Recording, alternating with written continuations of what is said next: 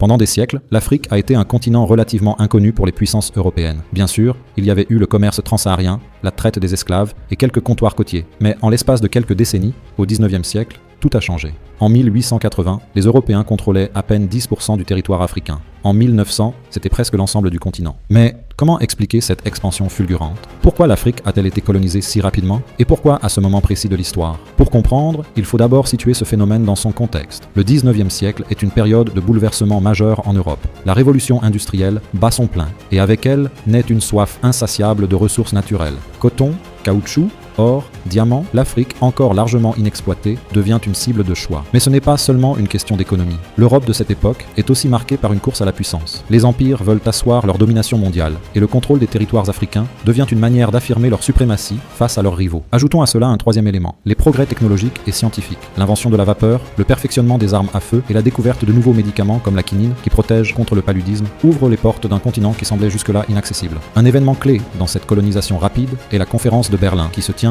entre 1884 et 1885. Organisée par l'Allemagne d'Otto von Bismarck, elle réunit les grandes puissances européennes pour se partager l'Afrique. Imaginez, des diplomates européens tracent des frontières sur une carte, sans jamais avoir mis les pieds sur les territoires qu'ils découpent. Le but, éviter les conflits entre Européens et garantir à chacun une part du gâteau. Mais ce partage n'est pas qu'une question de politique, il répond aussi à une idéologie bien précise, le colonialisme, souvent justifié par la mission civilisatrice. Les Européens de l'époque se voient comme les porteurs de progrès et de modernité, alors qu'ils exploitent sans scrupule les ressources et les populations locales. La rapidité de la colonisation tient aussi aux moyens déployés par les Européens. Premièrement, les avancées militaires. Les Européens possédaient des armes modernes, comme les fusils à répétition et les canons à longue portée, qui leur donnaient un avantage écrasant sur les armées africaines, souvent équipées d'armes traditionnelles. Deuxièmement, les infrastructures. Le développement des bateaux à vapeur permet de remonter les fleuves africains, comme le Congo ou le Niger, qui étaient auparavant des barrières naturelles. Les Européens construisent aussi des routes et des chemins de fer pour transporter rapidement troupes et marchandises. Enfin, il y a la division interne de l'Afrique. Le continent n'était pas unifié. Il était composé de centaines de royaumes,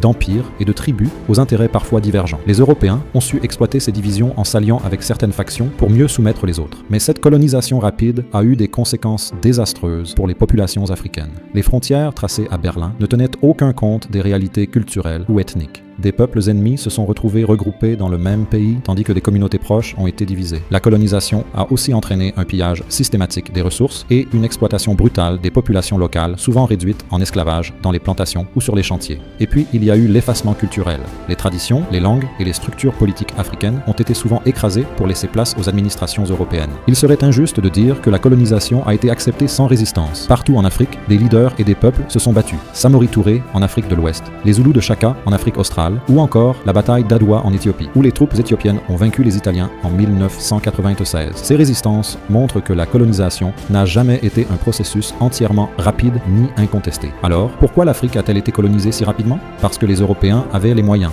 les motivations économiques et un mépris pour les structures africaines. Mais ce processus rapide a laissé des cicatrices profondes, des frontières artificielles, des économies orientées vers l'exportation brute et des divisions sociales encore visibles aujourd'hui. Comprendre cette histoire, c'est aussi mieux comprendre les défis auxquels le continent est confronté aujourd'hui. Merci d'avoir regardé. Abonnez-vous afin d'enrichir votre culture générale. À bientôt.